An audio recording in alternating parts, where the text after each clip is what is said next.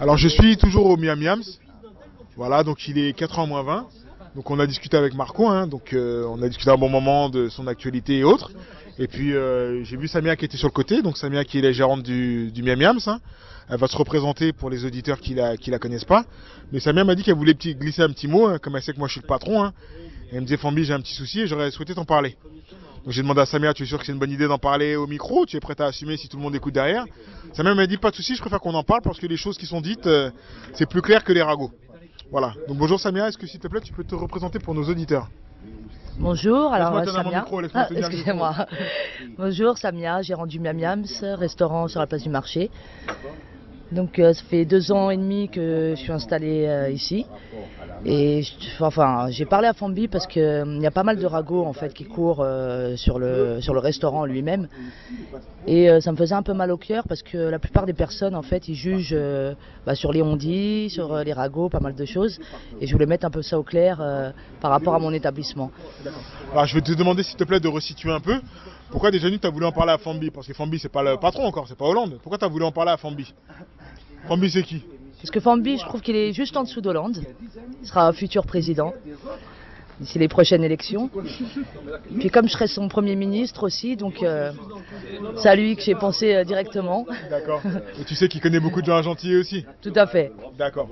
Et ton problème alors, donc qui te tient à cœur et qui te fait un peu mal, c'est quoi le souci que tu as, Samia? Le souci, c'est que déjà, on juge trop l'établissement par rapport à la clientèle. Donc c'est vrai que j'ai pas mal de jeunes qui viennent, mais bon, on est jeunes aussi. Moi j'ai 32 ans, j'ai grandi à Gentilly, donc forcément on connaît la moitié de la ville. Et donc ils viennent dans mon établissement consommer, ils sont très polis, corrects, enfin j'ai jamais rien eu à leur dire. Et par rapport à ça, déjà, il y a un gros amalgame. Tout ce qui se passe à l'extérieur, en dehors du commerce, il y a un mélange par rapport au commerce directement. Pour eux, c'est lié directement au commerce. Donc j'entends pas mal de choses, que c'est un endroit de dealers, qu'il y a pas mal de trafic, c'est mal fréquenté. Et puis là, je voulais dire stop par rapport à tout ça, parce que moi je suis honnête, j'essaie de travailler pour m'en sortir, j'ai 3 enfants. Et je trouve ça dommage qu'on salisse l'image du restaurant alors que non, c'est pas du tout ça. C'est correct, mes papiers sont en norme, je me suis fait contrôler, donc j'ai sans cesse des contrôles de police. Carrément. Ouais. Minimum 2 fois par mois, toujours pour la même chose, contrôle de papier. Il y a certains voisins qui se plaignent du bruit, tapage nocturne, des 22h, 23h, que moi je ferme à 20h le soir. Et c'est vrai qu'il y a pas mal de jeunes maintenant ici, moi je suis en pleine cité, c'est vrai qu'il y a des motos et tout, mais il faut arrêter de dire que ça vient du restaurant, quoi. Maintenant c'est un gros problème, je trouve qu'il faut régler et je ne sais pas comment procéder. D'accord. Là tu m'en parles aujourd'hui, mais toutes les fois que je suis venu avant tu m'en as pas parlé. Pourquoi tu m'en parles qu'aujourd'hui? Parce que moi tu m'as jamais parlé de ça. Parce que là, ça s'empire. C'est vraiment tous les jours, on entend d'autres choses nouvelles. Avant, c'est vrai qu'on entendait, mais moi, je me dis maintenant, c'est un commerce, c'est normal qu'il y ait du bruit. Puis ça me fait aussi un coup de pub, on va dire, parce que on parle de mon resto. Mais là, ça devient grave, je trouve, parce que ça parle de deal, ça parle de plein de choses qui forcément fait une mauvaise image par rapport au commerce. Et même les gens de l'extérieur n'osent pas venir. Ils disent non, c'est mal fréquenté. Alors que je préfère que les gens viennent d'eux-mêmes, viennent juger. Et puis, D'accord. Mais t'as conscience malgré tout, t'as pas oublié que t'étais non-rebeu, que tu es une jeune, que c'est quand même, moi ton restaurant il est vachement classe quand même, et tu sais que ça peut déranger certaines personnes, c'est qu'aujourd'hui, le Front National avec son discours à la con, il séduit beaucoup de gens, donc tu sais que c'est pas forcément les gens, tu sais que c'est toute une ambiance aujourd'hui au niveau de la France qui peut jouer sur toi, c'est peut-être pas méchant de la part des gens, qu'est-ce que tu te dis par rapport à ça toi? Oui, je trouve que il y a pas mal de racistes, on va dire, entre guillemets, par rapport, oui, je suis rebeu, mais bon. À la base, ils le savent. La plupart, c'est des Français qui viennent manger le couscous, donc ils savent que c'est pas une Française qui vont lui faire. Je fais des tagines, donc je trouve que c'est un peu faux. Parce qu'ils voient une rebeu, ok, mais c'est pas forcément que je vais dealer à côté, c'est pas forcément que je vais vendre de la cocaïne avec mes sandwichs. C'est tout un truc, je prends ça comme image, mais... Non, je te dis ça parce que tu sais que souvent... Quand les rebeux ont un commerce, ou même pas des blagues, c'est plus vous qui avez des commerces, on dit souvent que c'est pour blanchir de la thune. Donc tu comprendras que les gens, s'ils se font cette image-là, ça vient pas de nulle part non plus, avec tout ce qui se passe à la télé, je sais pas si tu regardes un peu. Est-ce que tu arrives à le comprendre, mais que tu sois énervé, je comprends, mais est-ce que tu le percutes ça? Si, bien sûr, je le comprends. Maintenant, bon, il y a des gens qui travaillent toute leur vie, et puis malheureusement, ils n'arrivent pas à ouvrir un commerce. Mais voilà, moi, je suis passé aussi par des associations, j'ai fait une création d'entreprise, et je préfère que les gens viennent d'eux-mêmes me dire comment tu as fait pour ouvrir ton commerce et tout, au lieu de juger tout de suite et puis penser à des trafics ou à des choses illégales.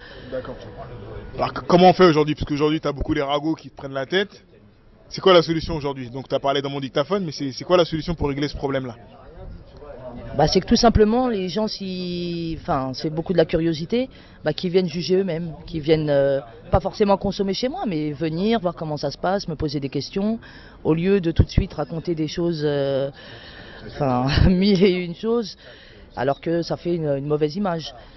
Donc ils viennent d'abord se renseigner, puis ensuite, si ça va pas au niveau de la nourriture et tout, il n'y a aucun souci qu'ils le disent, mais qu'ils inventent d'autres choses, là non, c'est faire couler une entreprise pour rien. Alors qu'on est là pour s'en sortir, quoi, pas pour vendre de la drogue ou autre. Quand tu dis couler une entreprise, tu penses que tous ces ragots, ils vous portent préjudice beaucoup aujourd'hui? Oui. Moi j'ai vu qu'il y a une nette diminution au niveau de ma clientèle. Donc les jeunes, entre guillemets, oui, ils sont toujours là, mais moi je marche beaucoup avec les personnes des bureaux le midi. Et c'est vrai qu'effectivement, ça leur est venu aux oreilles et puis ils viennent de moins en moins. Il y en a encore quelques-uns, mais j'ai 40% de la clientèle qui a diminué. À cause 40%? 40%, ouais. D'accord. Donc là, j'ai toujours mes habitués et tout, mais sinon, je trouve ça un peu dégueulasse, quoi. D'accord, ok. Donc comment on fait? C'est quoi la solution maintenant? Soit refaire de la pub et puis attirer une nouvelle clientèle. Ou sinon arrêter les ragots, mais comment les arrêter, je ne sais pas. Si, les gens, moi je sais qu'il y a beaucoup de gens qui vont écouter l'interview qu'on réalise en ce moment. Mais qu'est-ce qu'on va faire? C'est qu'on dit toujours pour démarrer un truc, il faut toujours tirer un trait sur avant et repartir sur autre chose. Donc qu'est-ce qu'on va faire aujourd'hui pour repartir sur autre chose? Quel message tu aurais à faire passer à tous les gens qui... Enfin, on t'a entendu, hein. Mais qu'est-ce que tu voudrais dire aux gens pour tourner la page? Qu'est-ce que tu voudrais leur dire?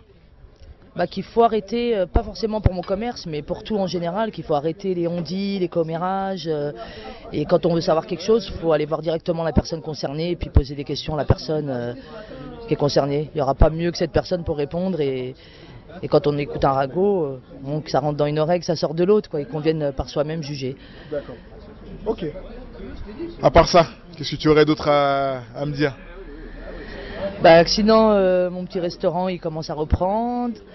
Bon, c'est pas évident là avec le mois de septembre, il y a eu les impôts, la rentrée, mais sinon malgré les on-dit, j'arrive quand même un peu à m'en sortir. Je me fais toujours pas de salaire pour l'instant, mais j'arrive à payer tout ce qui est charges, marchandises. Sinon on garde le sourire et j'espère d'ici bientôt embaucher 2-3 employés. Des rebeux de Renault pour la ville. Et des Chinois aussi. Et des Chinois.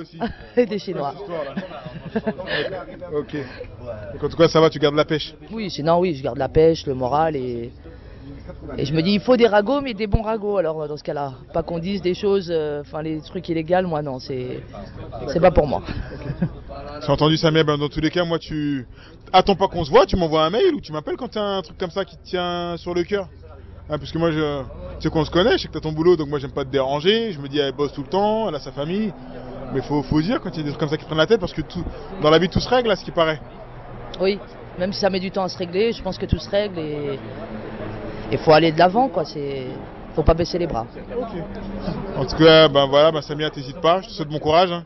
Tu sais que gérer une société, c'est du boulot. Hein. Ouais. Voilà, tu le savais avant, je pense. Oui, je le savais. Ok, tu connais cette culture de gérer un restaurant, tu savais que tu t'embarquais quand même dans des difficultés en montant cette entreprise. Ouais. En fait, j'ai pensé à toutes les difficultés sauf celle-ci. Je pensais pas au ragot, bon oui, un peu de jalousie, un peu de méchanceté, on va dire, d'accord, mais pas autant, quoi, pas tous les jours, pas des descentes de police 2 fois par mois, pas autant de contrôle, quoi. Bon, en tout cas, à notre échelle, avec notre dictaphone, avec Facebook, on va essayer de remédier à ça. Hein. D'accord, Samia? D'accord, c'est très gentil. Okay, merci. Je te souhaite bon courage et puis tiens le coup. Merci. Ciao. À bientôt.